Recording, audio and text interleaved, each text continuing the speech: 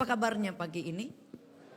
Oke, luar biasa ya. Anak-anak Tuhan pasti luar biasa. Selamat ulang tahun Republik Indonesia.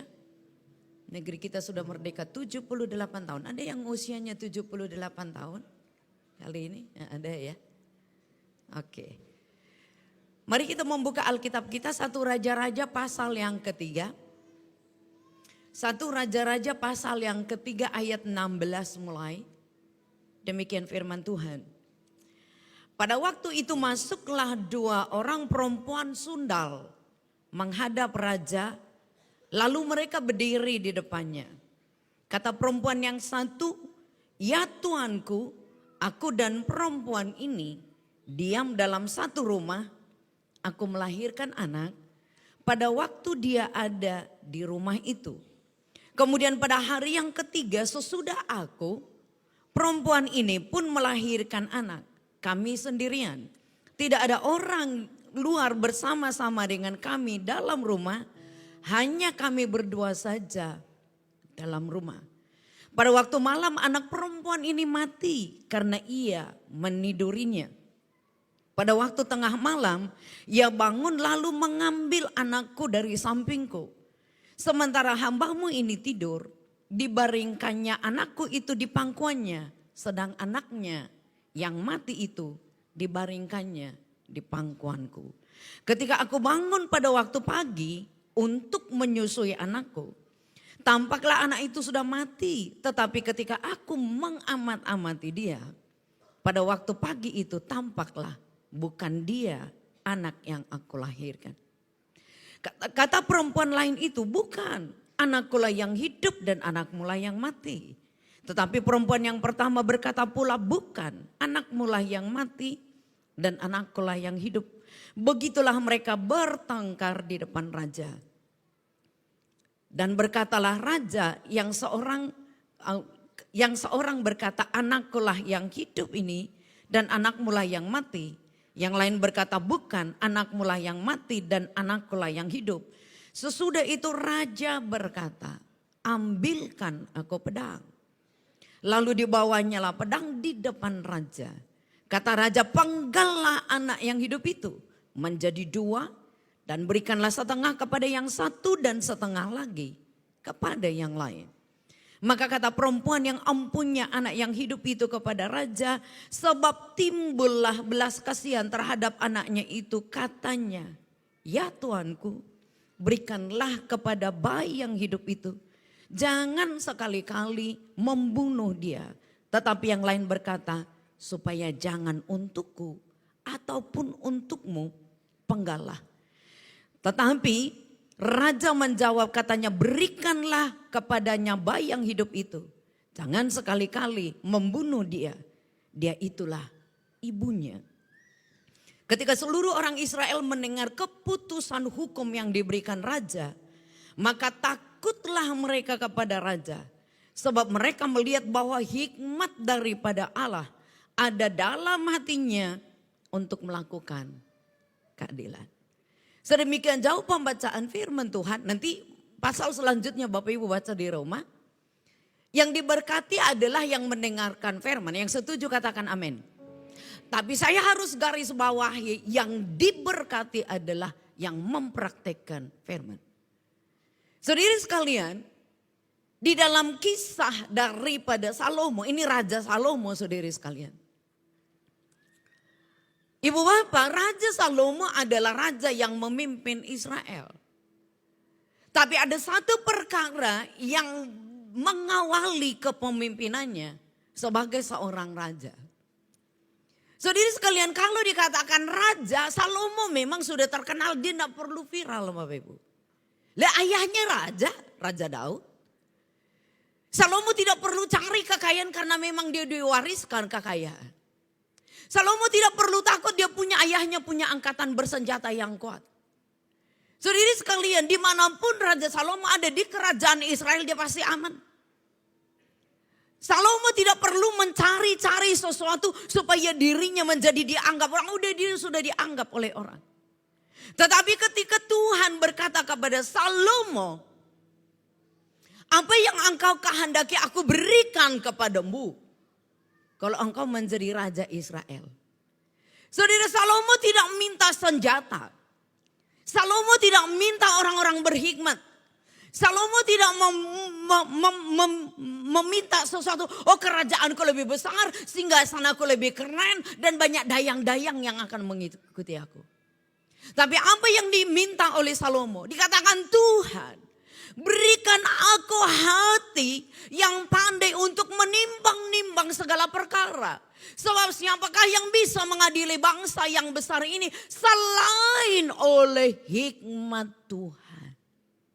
Itu beda dengan kita sekarang ya. Coba kita lihat IG-nya itu berapa banyak followersnya. Coba lihat di Facebooknya berapa banyak yang jadi friend. Berapa banyak yang kita barangkali duplikasi supaya kita followernya menjadi banyak. Tetapi saya mau bertanya, followermu itu followernya Yesus enggak? Pengikut kita di IG itu pengikut Kristus apa enggak? Pengikut kita di Facebook, di Twitter kita itu pengikut Kristus apa enggak?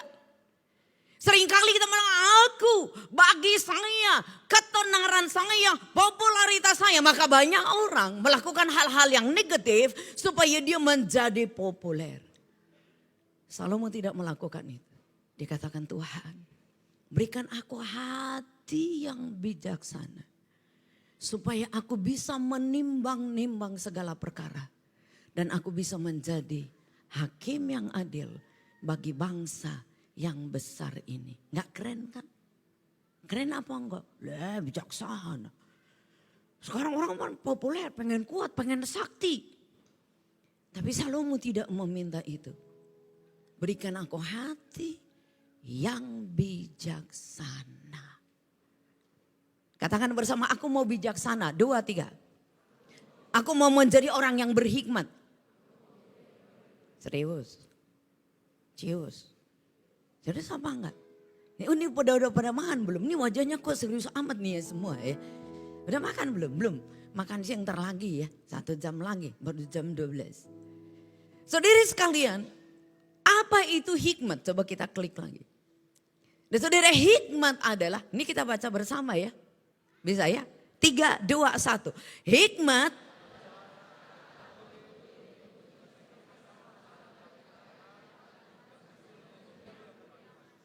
Ini Bapak WL ini kira-kira punya masalah apa enggak ya? 1 apa 2 apa 3 apa banyak? Oh banyak ya. Kirain kalau udah jadi WL nih gak masalah. Keyboardis? Oh ada juga ya. Pak, Nona ada masalahnya enggak? Nggak ada? Oh ada juga. Ini singer-singer sini bermasalah apa enggak ya? Oh bahaya, walaupun baju putih merah begitu. Merah katanya darahku putih tulangku. Bukan tulangnya ya. Tulang di dalam maksudnya ya. Yang di tulangnya apa enggak ya? Namburunya yang ada ya. Oke. Hikmat adalah cara menyelesaikan masalah. Metode menyelesaikan masalah. Anak-anak punya masalah. Anak-anak kita tadi ya yang nyanyi punya masalah. Mereka punya banyak homework dari sekolah. Kadang-kadang kan bukunya lebih besar, lebih gede daripada badannya sendiri. Coba lihat anak-anak kita ya. Matnya aja ada 7 buku mat. Mat exercise, mat ini, mat ini, mat ini. Matnya banyak sekali. Anak-anak punya masalah, iya. Remaja punya masalah, apalagi. Pemuda, ya iyalah, kuliahan dia. Orang tua juga punya banyak masalah. Betul Bu? Ayah punya banyak masalah. Anda sebagai pimpinan punya masalah. Anda sebagai pelayan Tuhan punya masalah. Tidak ada manusia dalam dunia ini yang tak punya masalah. Cuman tadi menyelesaikan masalah. Dengan apa? Caranya harus tepat. Nggak boleh cara-cara sendiri. Nggak boleh potong kompas. Yang penting masalahnya kelar. Nggak bisa. Hasilnya harus memuliakan Tuhan. Kalau Anda pernah dengar kata Taurat. Taurat itu artinya going down. Berjalan untuk mengikuti terus seperti sungai yang mengalir. Di atasnya itu ada namanya hokmah. Hokmah itu adalah hikmat, wisdom. Di dalam Alkitab Perjanjian Lama hikmat jauh lebih tinggi daripada pengetahuan. Apakah Anda ahli komputer? Apakah Anda seorang dokter? Apakah Anda seorang ekonom? Apakah Anda seorang akuntan? Apakah Anda tukang untuk merancang security? Hikmat lebih daripada pengetahuan. Hikmat lebih daripada sains. Sebelum sains ada, maka hikmat itu sudah menjadi ilmu yang dicari. Maka di zaman dahulu katakan, cari ilmu itu sampai ke Cungko. Carilah ilmu sampai ke Tiongkok. Cari hikmat sampai ke India. Nggak perlu cari sampai di situ. Belajarlah Alkitab. Maka Anda pasti menjadi orang yang bijak. Amin. Cinta akan firman Tuhan menjadikan kita bijak. Cara menyelesaikan masalah harus tepat. Ujian yang pertama yang dihadapi oleh Salomo adalah ada 2 perempuan sundal. Bukan perempuan, ini bukan artis. Ini bukan putri Indonesia, bukan. Dikatakan ada 2 perempuan jelek. Perempuan sampah masyarakat, perempuan pengacau, perempuan yang tidak benar, perempuan yang tidak dianggap oleh mereka, perempuan sundal. Sekarang mereka menghadap kepada raja. Ibu yang satu melahirkan, lalu malamnya ketiduran. 2 perempuan ini ketiduran. Cuman satunya tidurin anaknya sendiri. Ini barangkali dia kelelahan dan seterusnya. Ditidurin anaknya sendiri sampai apa? Sampai anaknya mati. Rasanya gimana itu ya? Pasti anaknya malam hari teriak-teriak dong ya. Nangis dong ya. Tapi mungkin karena itu kalau bush, anaknya mati. Ibu yang satu baru sadar, oh waktunya sudah menyusui. Kalau dia ibu yang benar pasti tahu waktunya kapan menyusui anaknya. Betul Bu? Betul. Kalau dia mami yang benar dia akan tahu kapan anaknya akan minum.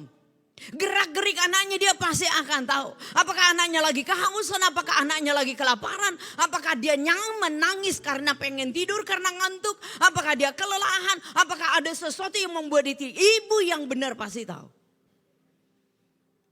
Ibu yang satu udah waktunya untuk menyusui. Tapi ketika dilihat, loh kok ini bayi ini mati ya? Alkitab ketika dia amat-amat, lah ini bukan anak yang aku lahirkan. Di hari pertama lahir anaknya, 3 hari kemudian lahir sebelah. Alkitab mengatakan tidak ada saksi yang lain, hanya berdua saja. Ini menjadi sulit dibawa ke pengadilan. Karena apa? Harus ada 2 saksi baru perkara maju di pengadilan. Itu sebabnya Alkitab mengatakan pengadilan tidak bisa menyelesaikan. Mereka menghadap kepada Raja Salomo. Kasusnya sama, Tuan anakku mati. Tapi itu bukan anakku yang hidup ini. Yang satu mengatakan bukan, yang hidup itu anakku. Ibu 2 berantem di depannya raja. Pasti jadi heboh and hebring. Dia coba dia mempasangkan terus mau bela anaknya. Siapa saksi nggak ada, cuman mereka berdua. Yang mengajukan perkara mereka berdua. Saudara, apakah kasus ini gampang? Nggak gampang. Itu sebabnya Salomo mengatakan, karena 2 ibu udah berantem, bawa sini pedang, taruh bayinya, sekarang teman-teman, dush.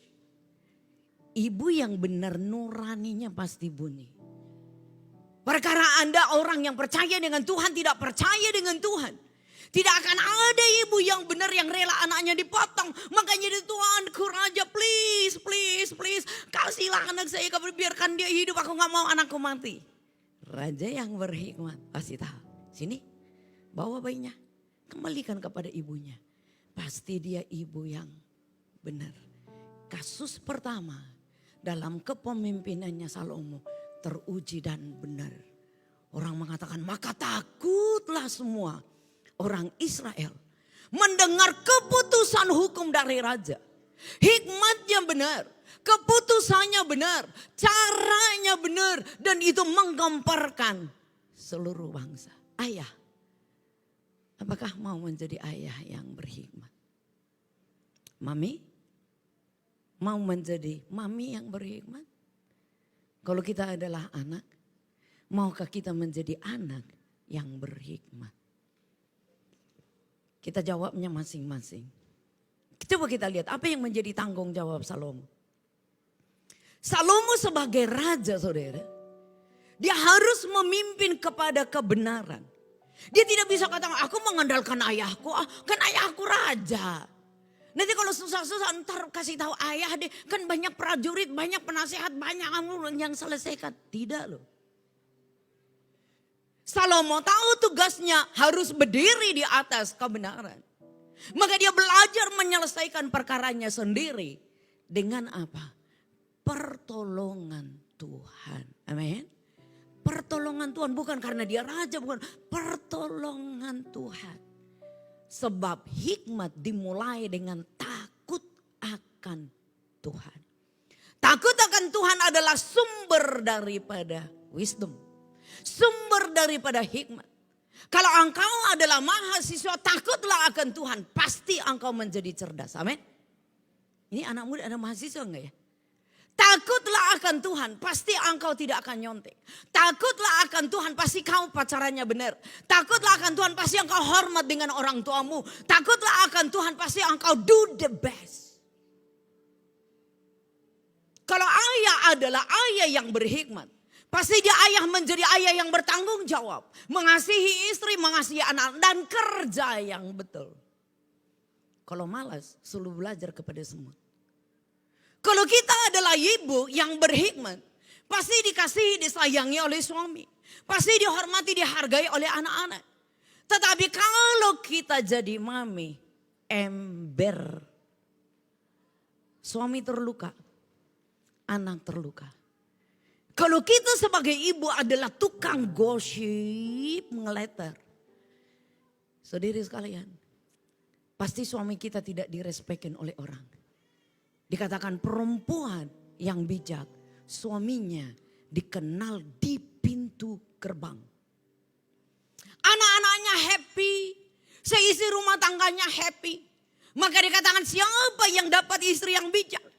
Adalah perempuan yang takut akan Tuhan. Kecantikan, kemolekan, dandan, aksesoris itu bisa menipu. Tapi perempuan yang takut akan Tuhan, itu pasti disayangin oleh Tuhan. Amin. Jadi kita mesti semua harus menjadi apa? Bijak, kita semua menjadi berhikmat dan berdiri di atas kebenaran. Salomo sebagai raja harus memimpin secara adil. Tugasnya Salomo, saudari sekalian, bukan hanya memperkuat angkatan bersenjata. Karena tugasnya umat Israel bukan untuk berperang, tapi harus sejahtera. Mereka harus makmur. Ini juga kan cita-cita negara kita ya. Keadilan dan kemakmuran. Saudara, dia harus menjaga keamanan bagi umatnya. Dan tugas yang berat adalah membawa orang Israel beribadah kepada Tuhan. Kemarin pemilik camp, aku dengan seisi keluargaku akan memilih beribadah kepada Tuhan. Kalau keluarga kita menjadi keluarga yang bijak, pasti kita adalah orang yang beribadah kepada Tuhan. Amin. Katakan bersama, aku beribadah kepada Tuhan. 2, 3. Nah, saudara, apa itu hikmat yang kita bisa praktekkan? Klik lagi. Saudara, hikmat itu adalah mengambil keputusan yang tepat di masa yang sulit, di masa yang sukar. Ayat 28 kita baca bersama-sama yuk. 3, 2, 1. Ketika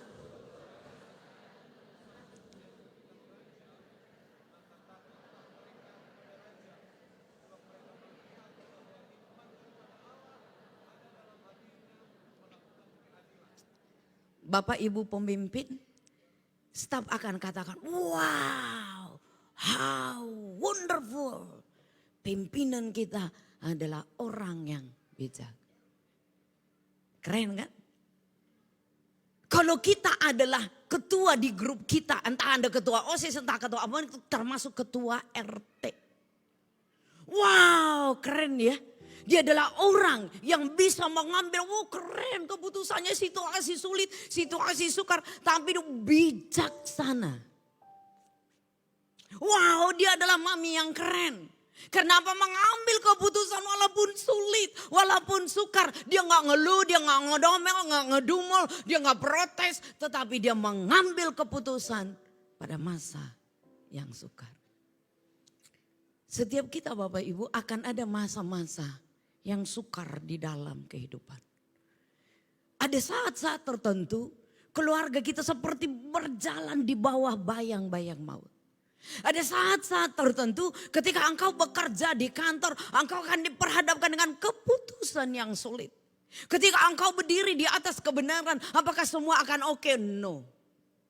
Ketika engkau bertindak adil, apakah semua orang terpuaskan? Tidak.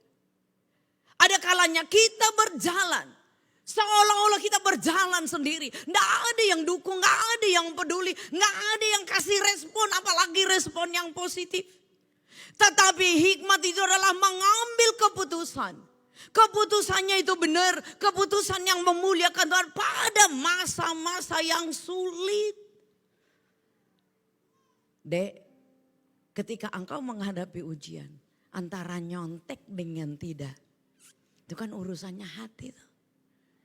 Tapi kalau kita diurapi oleh hikmat dari Allah, pasti kita tidak nyontek.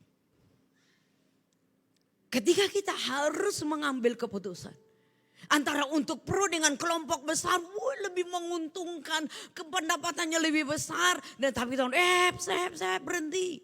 Hikmat Tuhan perlu. Keputusan dari Tuhan itu penting. Mengambil keputusan di masa yang sukar. Setiap kita diperhadapkan dengan saat itu. Tapi jangan takut. Tuhan yang menyertai kita. Pasti keputusan yang terbaik akan bisa kita ambil. Yang penting kita dikendalikan oleh roh Tuhan. Kita dikendalikan oleh kasih-Nya Tuhan. Sehingga keputusan yang kita ambil betul-betul menyenangkan hati Tuhan. Amin. Katakan bersama, keputusanku menyenangkan hati Tuhan. 2, 3. Oke. Saudara, lagi kesepian, ada yang kesepian. Bukan karena jomblo gitu ya. Jomblo mah gampang, ntar juga didapat pasangannya. Iya tak? Oke, klik lagi. Saudara sekalian, hikmat itu kita perlukan memilih kawan sekerja. Satu visi. Ketika ayah dengan ibu berjalan bersama-sama satu visi, pasti goalnya memuliakan Tuhan. Tetapi kalau ayah udah ke kanan, mami ke kiri, satu ke depan, satu ke berantakan. Ketika orang tua memilih untuk takut akan Tuhan, anak-anak dia jalan di belakang memilih jalan dunia, keluarga akan menjadi susah. Pilih kawan sekerja yang satu visi. Ketika Tuhan menciptakan Hawa, bagi Adam Tuhan katakan, dah baik manusia seorang diri. Aku akan memberikan penolong yang sepadan, yang seirama, yang serasi, bukan yang menguasai tetapi yang mendampingi, yang berjalan seiring, berjalan bersama-sama, tidak mau menguasai satu dominan, satu menjadi inferior, bukan, sama-sama memenuhi tugas dan panggilan ilahi. Perhatikan di kantor kita seirama apa enggak ya? Kawan sekerja kita ini satu visi enggak kita ya? Visi apa yang kita bangun untuk keluarga kita? Visi apa yang kita bangun untuk company perusahaan kita? Visi apa yang kita bangun untuk pekerjaan kita? Visi apa yang kita bangun untuk ke depan? Saudara perlu kawan sekerja yang satu visi. Itu sebabnya pergaulan yang buruk merusak kebiasaan yang baik. Paulus mengatakan antara terang dengan gelap gak bisa nyatu. Gak ada orang yang bisa masuk ke gunung Tuhan yang kudus dengan kenajisan. Gak bisa. Tanpa kekudusan kita gak bisa melihat kemuliaan Tuhan. Itu sebabnya cari kawan sekerja. Satu visi. Berjalan bersama-sama dalam tuntunannya Tuhan. Kita mesti bertanya sekarang, Tuhan, keluargaku ini sebenarnya berjalan dalam tuntunanmu atau berjalan di dalam kecerdasan otakku?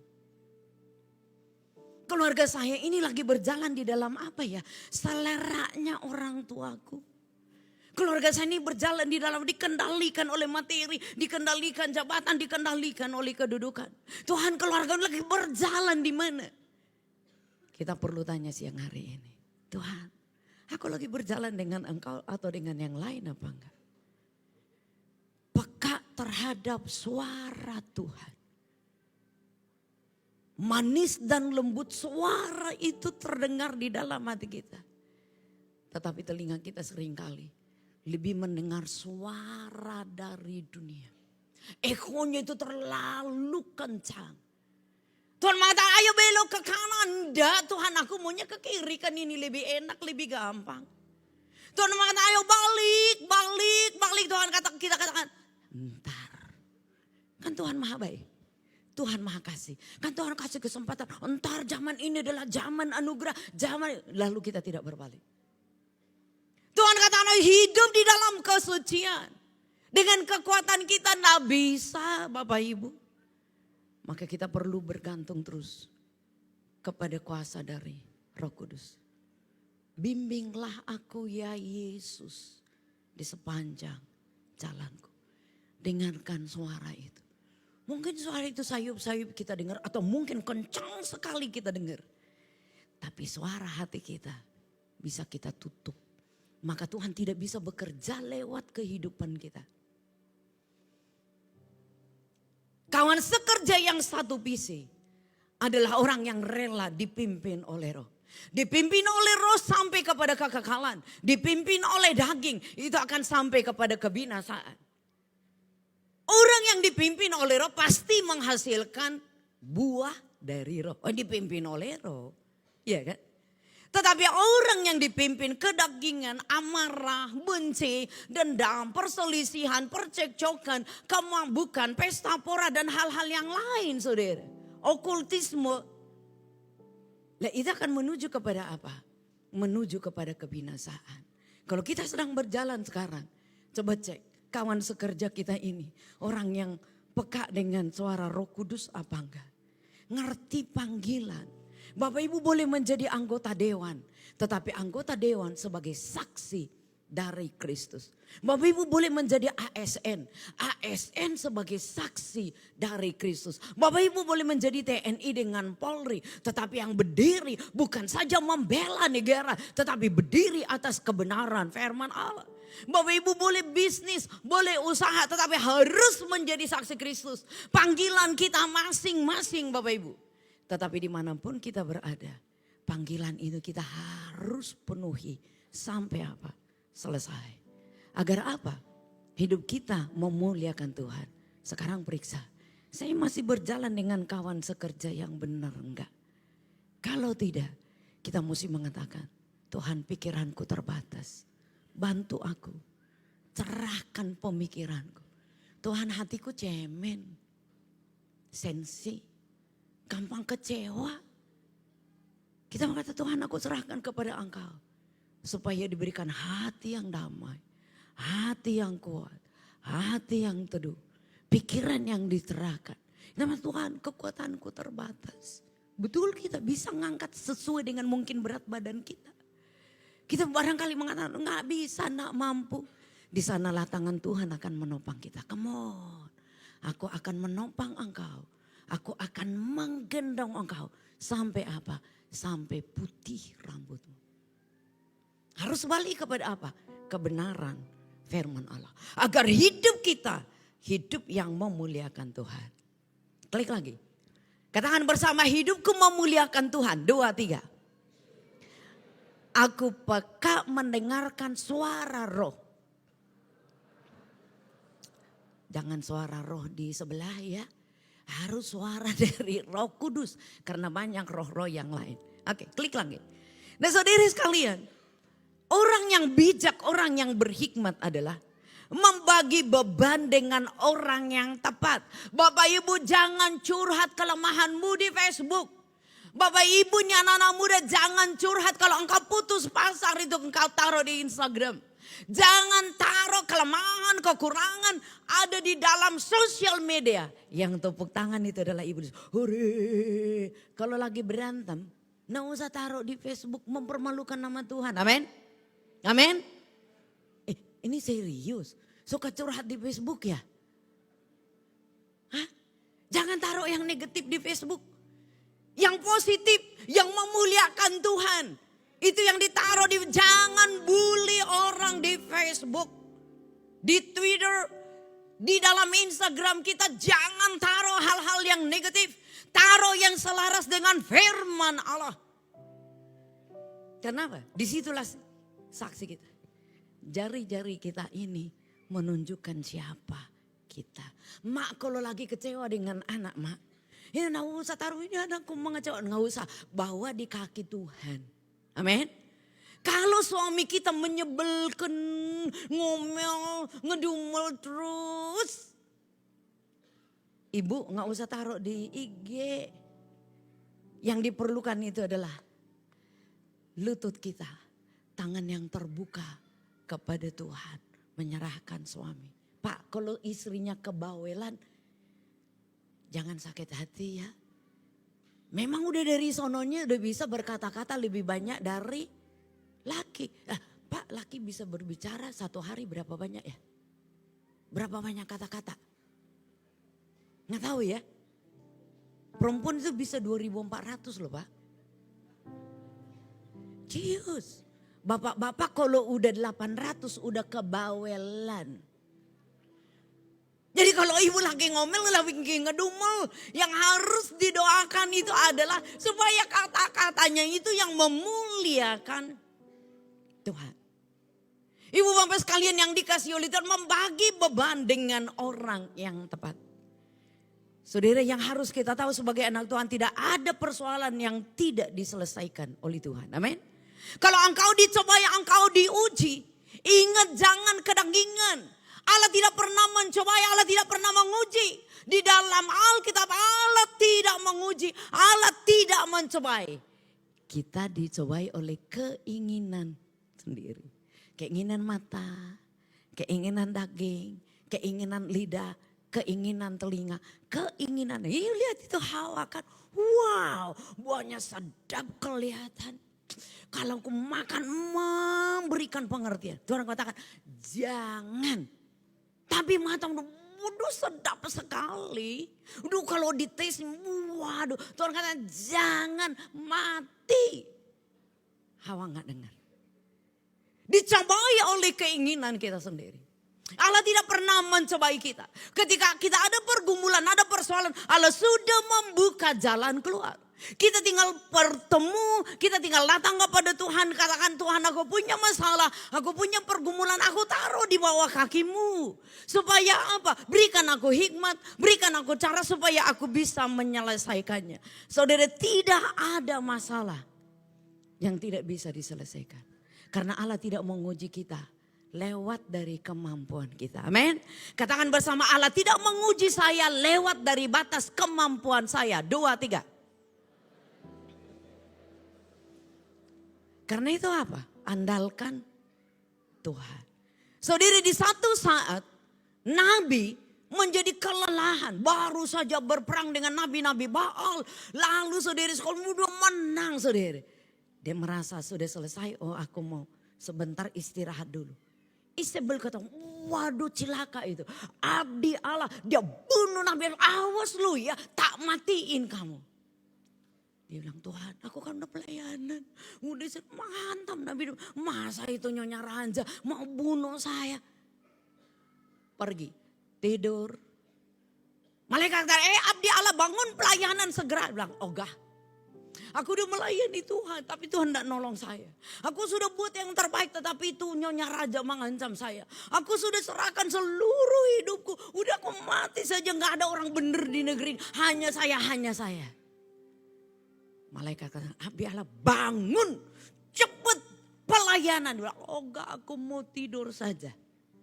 Malaikat katakan, mau bangun apa enggak?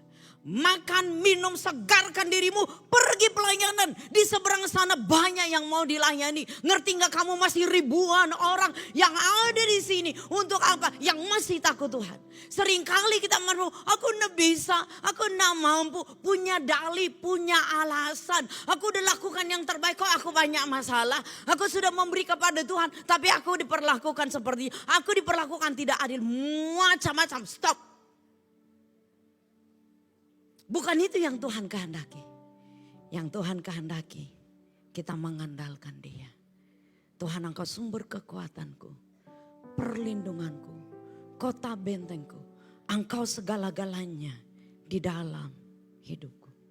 Saudara, bagi tugas sesuai dengan kemampuan. Hargailah kapasitas suami, hargailah kapasitas istri, hargai kapasitas anak, rekan-rekan kita. Hargai karunia mereka. bahwa kita memerlukan mereka. Cari mentor yang dewasa rohani. Jangan cari mentor yang kanak-kanak. Itu sebabnya kita perlu di komsel, perlu di dalam kul, perlu ikut doa, perlu dilatih, perlu di mentor. Di mentor terus, jangan katakan aku udah tua gak perlu di mentor. Setiap kita memerlukan mentor yang dewasa rohani. Amin. Katakan bersama, aku perlu mentor. Kalau kita merasa terlalu sombong dengan arogan, kita akan, aku enggak perlu, aku udah bisa, aku udah biasa, aku udah lakukan itu, aku lebih tahu Alkitab. Kita memerlukan mentor. Paling tidak ada yang mendoakan kita. Kembangkan setiap karunia dan talenta yang kita miliki. Nah, Ibu Bapak coba klik lagi. Kita baca sama-sama yuk. 3, 2, 1. Dan Allah.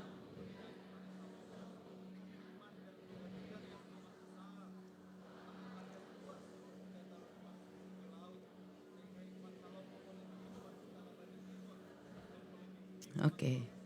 Puji Tuhan. Melebihi hikmat seluruh orang Mesir, negara adidaya kala itu. Melebihi seluruh hikmat di Timur Tengah. Waduh, keren sekali Bapak Ibu. Karena Salomo cari-cari tidak.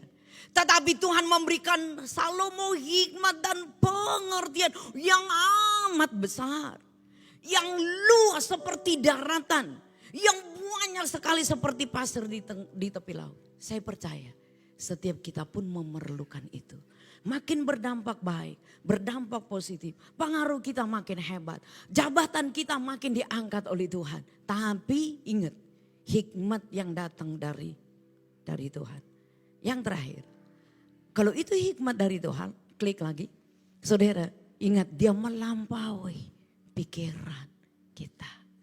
Kalau kita cerdas, ingat ada orang yang lebih cerdas dari kita. Berarti kita tetap memerlukan kecerdasan. Melampaui pikiran. Segala yang baik, segala yang mulia, segala yang sedap didengar. Segala yang mendatangkan kebajikan, segala yang mendatangkan kemuliaan. Pikirkan itu dan lakukan itu. Pikiran apa? Pikiran ilahi. Tuhan adalah jawaban yang tepat pada waktu yang tepat. Kita bisa mencari-cari cara supaya cepat selesai. Tapi tadi seperti Nabi Elia, stop. Bukan waktunya untuk tidur, jalan. Dia protes dengan dirinya sendiri. Malaikat cepat, pelayanan masih diperlukan. Jangan fokus kepada kelemahan kita, kekurangan kita, keterbatasan kita. Kita harus memandang kepada Tuhan yang tak terbatas. Dia menolong kita tepat pada waktu. Saudara, Tuhan datang untuk membebaskan kita, bukan hanya memerdekakan Indonesia. Dibebaskan dari kutuk dosa, dibebaskan dari keterikatan, dibebaskan dari kelemahan, dibebaskan dari keterpurukan, dibebaskan dari hubungan-hubungan yang rusak, dibebaskan dari persoalan-persoalan. Yang penting kita buka tangan mengatakan, Tuhan, aku sungguh memerlukan Engkau. Karena pikiran kita terbatas. Kekuatan kita terbatas. Hikmat itu pasti membawa damai. Tidak mungkin huru hara. Hikmat yang datang dari Tuhan pasti memuliakan Tuhan. Amin. Katakan bersama, aku memerlukan hikmat Tuhan. 2, 3. Hikmat Tuhan membebaskanku. Hikmat Tuhan menolongku. Hikmat Tuhan memberi jalan keluar bagi masalahku. Hikmat Tuhan membawa saya menjadi orang yang berdampak. Saya menjadi agen yang mendamaikan. Saya adalah anak Allah. Dan hidupku memuliakan Tuhan. Hidupku memuliakan Tuhan. Hidupku memuliakan Tuhan. Haleluya, haleluya. Kita bangkit berdiri yuk.